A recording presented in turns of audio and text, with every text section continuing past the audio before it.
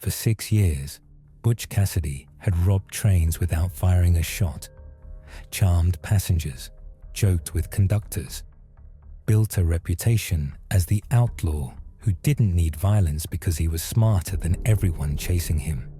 Then he planned the Wilcox job, and the crew he assembled brought enough dynamite to demolish a building, to open a door. June 2nd, 1899, 2:18 a.m. A Union Pacific train carrying unsigned banknotes and gold coins stops at a red lantern signal near Wilcox, Wyoming.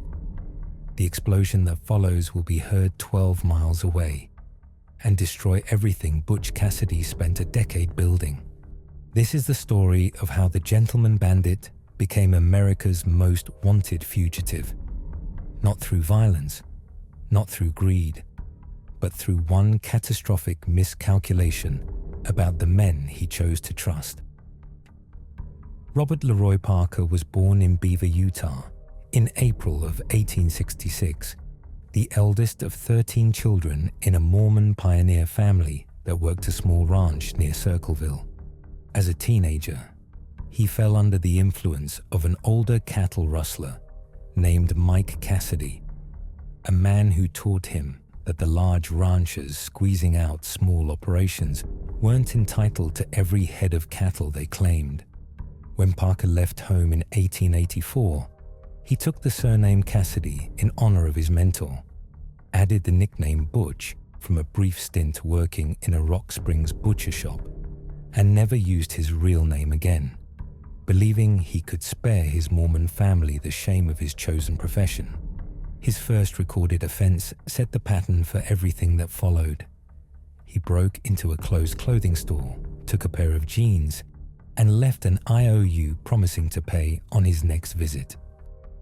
By 1894, Butch had graduated to rustling operations large enough to earn him a 2-year sentence in Wyoming State Penitentiary at Laramie, where he served 18 months before Governor William Richards granted him early pardon on January 19, 1896.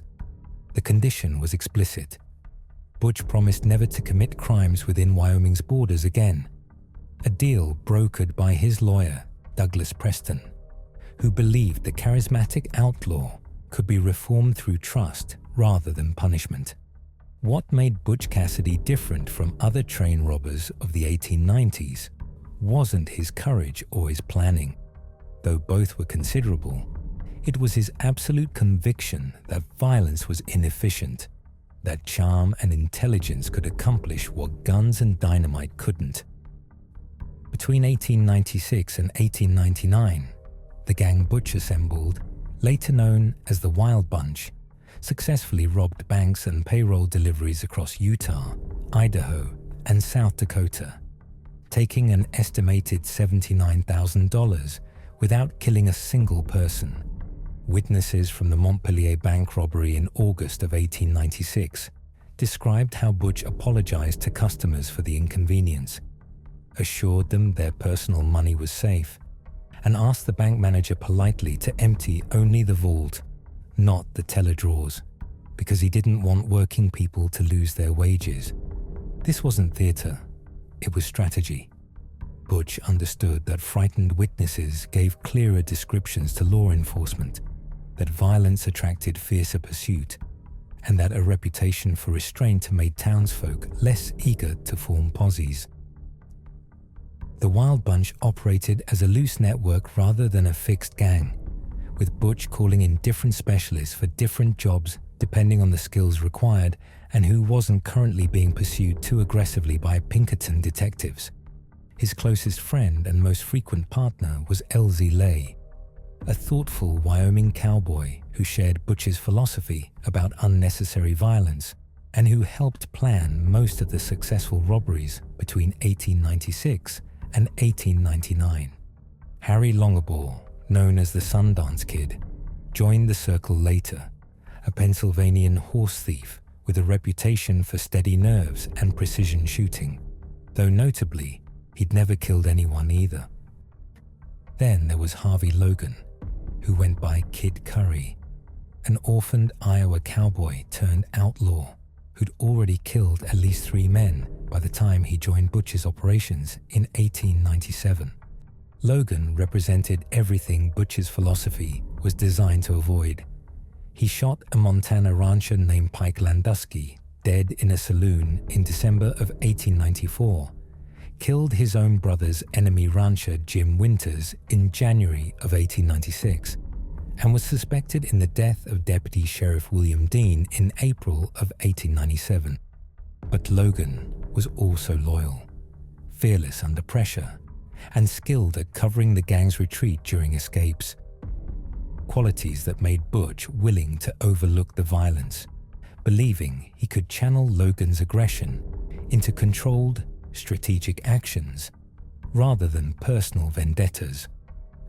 George Curry, called Flatnose, was a Canadian rustler who'd been Logan's mentor, teaching the younger man the craft of stealing cattle across the Montana-Wyoming border and introducing him to the network of ranchers willing to provide fresh horses and supplies in exchange for a cut of the proceeds.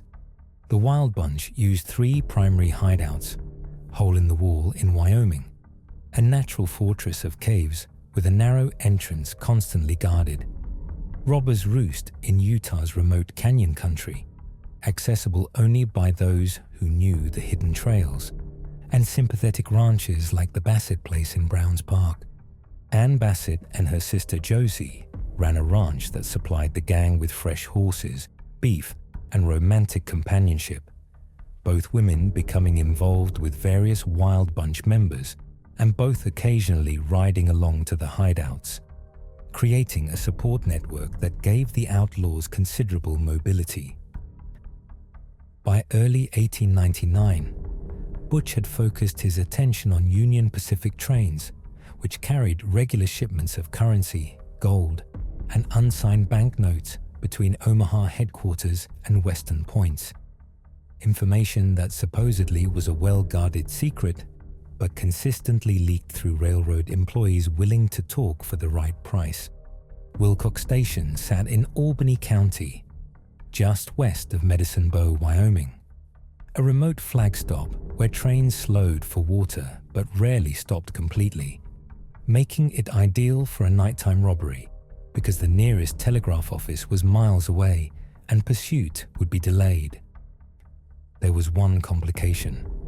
Butch had promised Governor Richards he would never commit crimes in Wyoming again, a pledge he'd kept for 3 years, working legitimate cowboy jobs on New Mexico ranches during the periods between out-of-state robberies.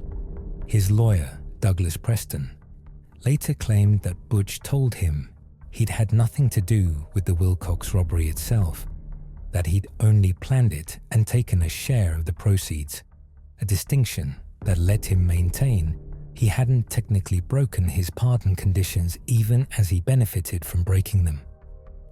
Historical accounts differ on exactly who participated in the Wilcox robbery, but most evidence points to Harvey Logan, the Sundance Kid, and Flatnose George Curry as the core crew, possibly joined by Logan's brother Lonnie and cousin Bob Lee, with several men seen purchasing 500 rounds of ammunition in Kemmerer days before the robbery. They acquired good horses from sympathetic ranchers, purchased or stole hundreds of pounds of blasting powder and dynamite, and obtained a Union Pacific signal lantern with red and white lenses from a railroad grading crew working near the target area. Then they waited, camping in the hills above Wilcox Station, watching the trains pass on schedule, confirming which ones carried the high-value cargo, planning the exact timing of an operation that Butch believed would be just another successful, bloodless robbery in a career built on restraint and intelligence rather than violence. The night of June 1st into June 2nd was moonless and clear, temperature dropping into the 40s as the robbers positioned themselves near milepost 609, about a mile west of Wilcox Station, where a small wooden trestle bridge crossed a shallow ravine. At 2:18 a.m., as the Union Pacific Overland Flyer No. 1 approached from the east, 2 masked men stepped onto the tracks waving red lanterns, the universal railroad signal for danger ahead, a bridge washout or obstacle requiring an immediate stop. Engineer William Jones, called Grindstone Jones for his methodical nature, brought the locomotive to a full stop, believing the small bridge ahead might have washed out in recent rains, a reasonable assumption in Wyoming spring weather, where flash flooding could undermine trestles overnight. The two masked men climbed into the cab immediately, pressing revolvers against Jones and his fireman Dietrich, ordering them to pull the train forward slowly across the bridge and stop on the other side, voices calm but weapons making negotiation impossible.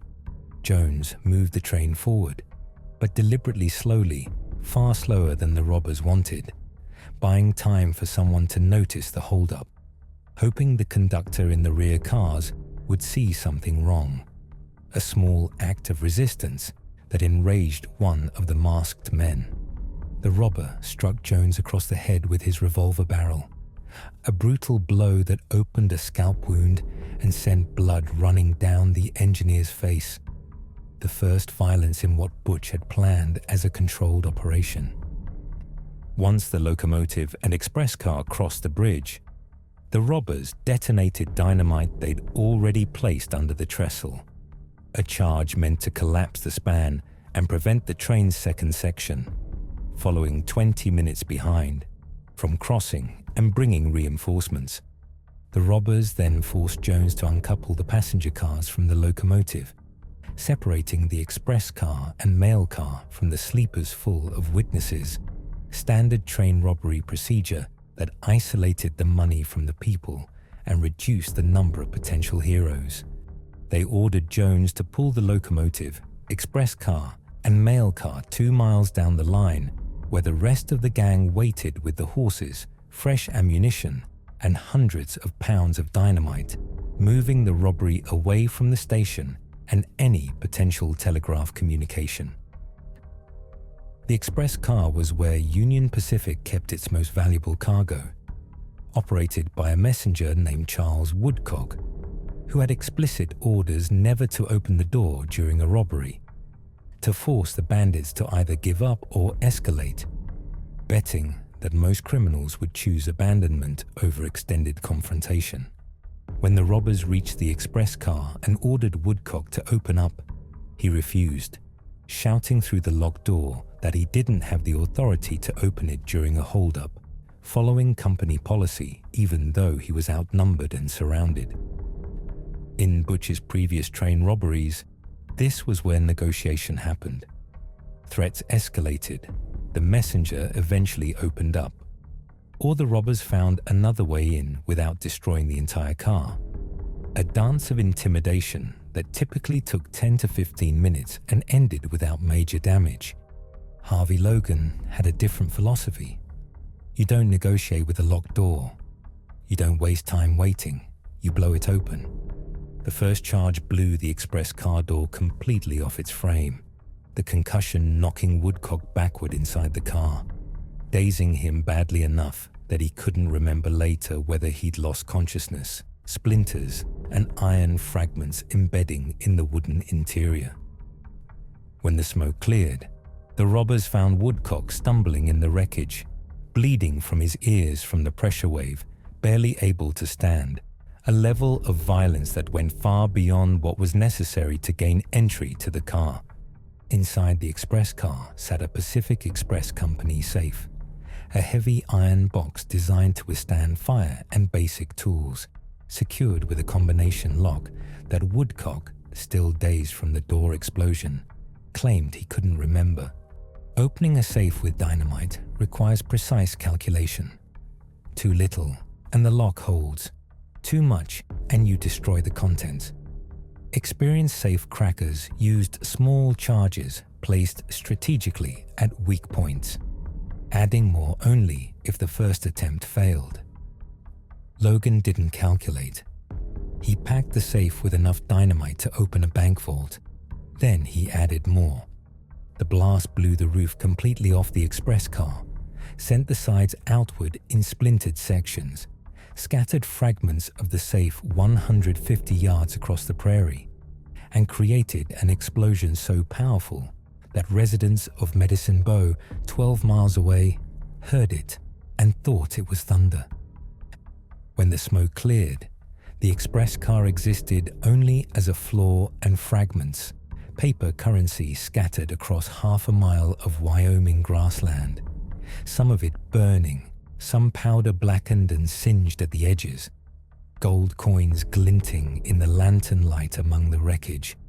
The gang spent nearly 40 minutes gathering what they could, stuffing burned and blackened currency into saddlebags, collecting gold coins from the debris field, leaving behind thousands of dollars they couldn't find in the darkness, turning what should have been a 15-minute robbery into an extended operation that gave pursuers time to organize. While the robbers were occupied with the explosion and collection, the conductor from the passenger cars had simply walked away in the darkness, covering 2 miles back to Wilcox Station, where he sent a telegraph to Union Pacific headquarters in Omaha, reporting the holdup.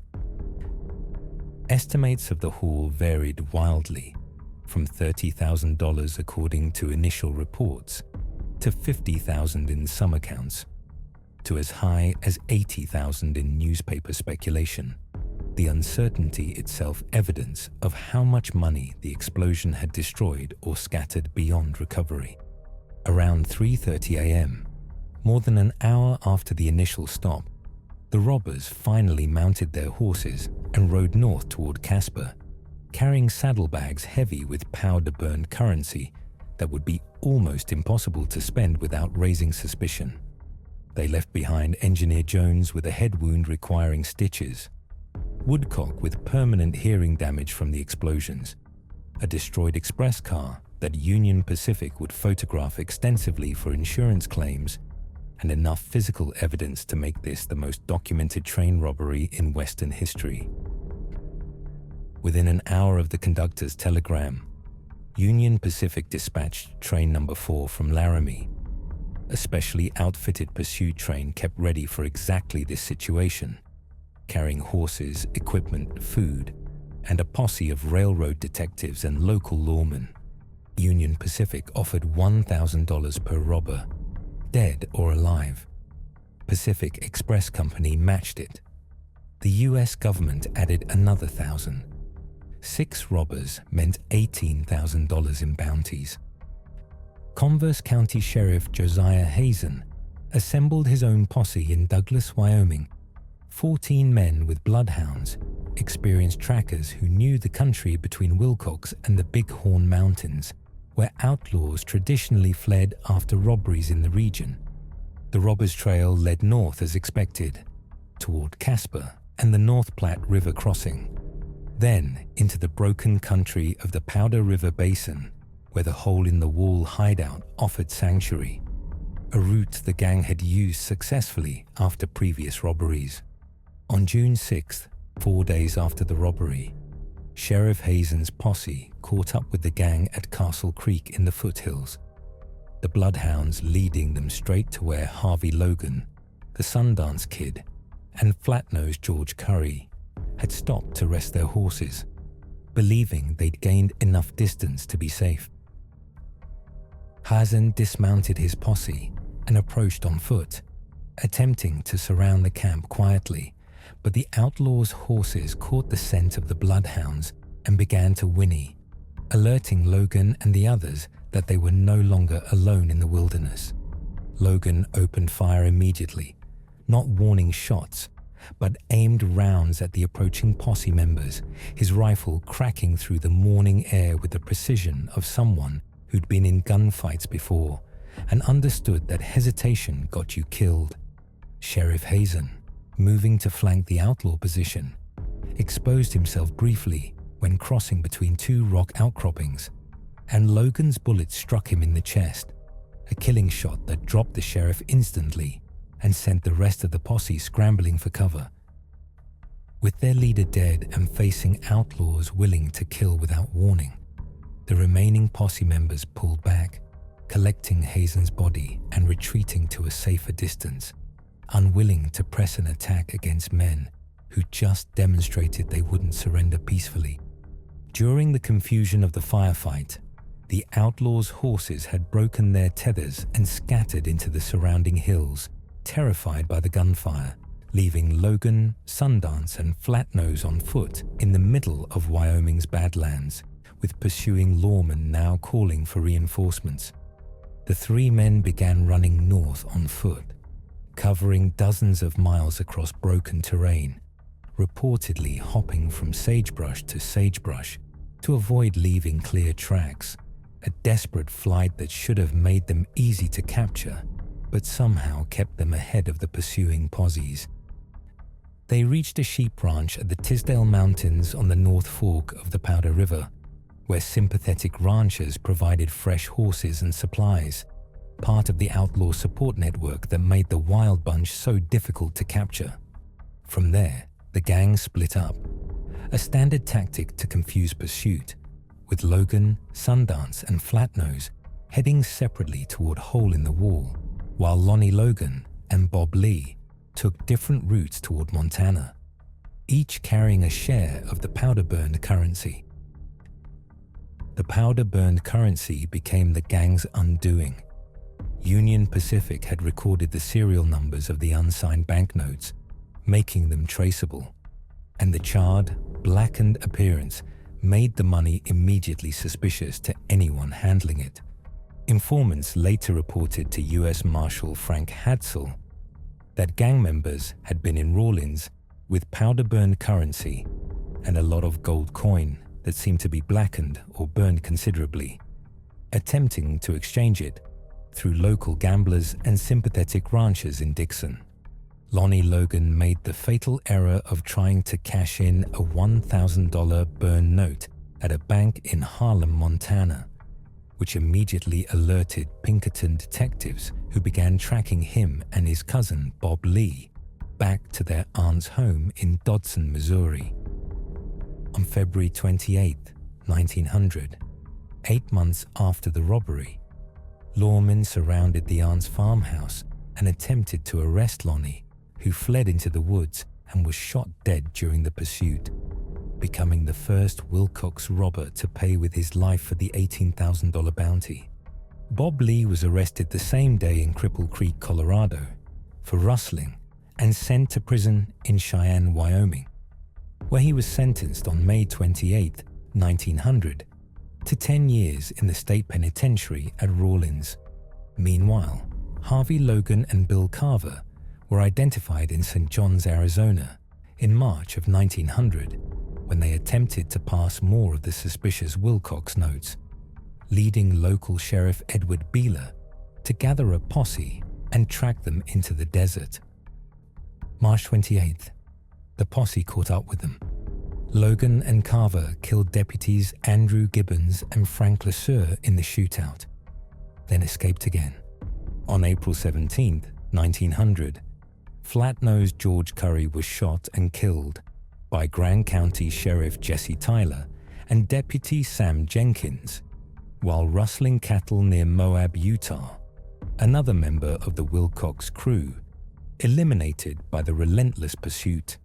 6 weeks later, on May 26th, Harvey Logan rode into Moab in broad daylight and killed both Tyler and Jenkins in a brazen shootout on the main street, executing them in retaliation for Flat-Nosed George's death, demonstrating the cycle of violence that Butch's philosophy had been designed to avoid.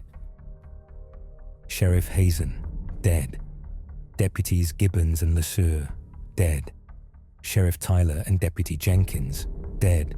Lonnie Logan, dead. Flat-Nosed George, dead. 7 men killed because Harvey Logan brought too much dynamite to Wilcox.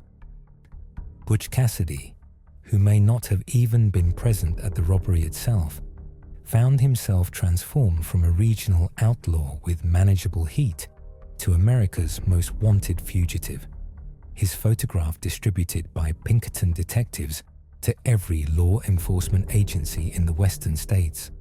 The Pinkerton National Detective Agency, hired specifically by Union Pacific after Wilcox, assigned multiple operatives to track the Wild Bunch full-time, marking bills, infiltrating outlaw networks, making it impossible for Butch to operate with the freedom he'd enjoyed before June 2nd, 1899. Wyoming Governor DeForest Richards, who'd succeeded the man who pardoned Butch, made clear that any previous deals were void, that the Wild Bunch would be hunted without mercy, and that Butch's attempt to maintain he hadn't technically participated in the Wilcox robbery was legally meaningless. In late 1899, Butch attempted to negotiate amnesty through his lawyer, Douglas Preston, offering to work as an express guard for Union Pacific in exchange for dropped charges, a desperate proposal that showed how completely Wilcox had destroyed his strategic position. Union Pacific officials considered the offer, but ultimately declined when they realized that even if they forgave robberies on their line, Butch was still wanted by multiple states for bank jobs, and one railroad company couldn't grant immunity from state prosecutors. On August 29, 1900, perhaps out of desperation or defiance, Butch participated in another Union Pacific robbery near Tipton, Wyoming. Personally present this time, definitively breaking his pardon conditions and eliminating any remaining possibility of amnesty. Harvey Logan was there too, and when he encountered Express Messenger Woodcock again, the same man from Wilcox, Logan reportedly said, "Why, you're the same man that was in the other holdup." Recognizing his previous victim, and this time merely taking Woodcock's watch rather than using excessive dynamite, in November of 1900, Butch, Sundance, Harvey Logan, and gang members Ben Kilpatrick and Will Carver made a catastrophic mistake. They posed for a formal photograph at a studio in Fort Worth, Texas, dressed in fine suits, looking prosperous and confident. The photographer recognized them from wanted posters and sold copies to law enforcement. And within weeks, the Fort Worth 5 photograph was reproduced and distributed to every sheriff's office, police station, and Pinkerton office in the American West. By 1901, the Wild Bunch was effectively finished. Elsie Lay was in prison in New Mexico for killing a sheriff. Multiple members were dead, and those still alive couldn't operate with their faces known to every lawman between Montana and Texas. In February of 1901, Butch and Sundance fled to New York City, then sailed to Buenos Aires, Argentina, with Sundance's girlfriend Etta Place, purchasing a ranch in remote Patagonia, where they attempted to start legitimate lives under assumed names. Harvey Logan continued robbing trains in the United States until June of 1904, when he was cornered by a posse near Parachute, Colorado, and either shot himself or was killed in the firefight, the exact circumstances remaining disputed. Butch and Sundance eventually returned to robbery in South America, unable to sustain legitimate ranching, and were reportedly killed in a shootout with Bolivian cavalry in the mining town of San Vicente in November of 1908, though some family members later claimed Butch survived and returned to the United States. The Wilcox robbery earned between $30,000 and $50,000, split among at least 5 men, meaning each participant received perhaps $6,000 to $10,000 for a job that cost 7 lives, destroyed a criminal network, and forced its leaders into permanent exile. For 6 years, Butch Cassidy proved that intelligence could replace violence, that charm could substitute for bloodshed, that careful planning could minimize casualties. Then he assembled a crew, and one man with too much dynamite proved him wrong. The miscalculation wasn't tactical, it was psychological. Butch believed he could control men like Harvey Logan, channel their violence towards strategic ends, maintain his philosophy of restraint while benefiting from their willingness to escalate when necessary. But you can't control a man who doesn't believe in control. You can't negotiate with someone who sees negotiation as weakness, and you can't build a reputation for restraint. When your demolition expert doesn't understand the word, that's what ended the Wild Bunch. Not the law, not the Pinkertons. 40 sticks of dynamite and wounded pride. And that's where we'll leave it. Thanks for listening and diving into this incredible story. If you enjoyed this story and want more documentaries like this, hit the like button and subscribe to our channel. And see you in the next one.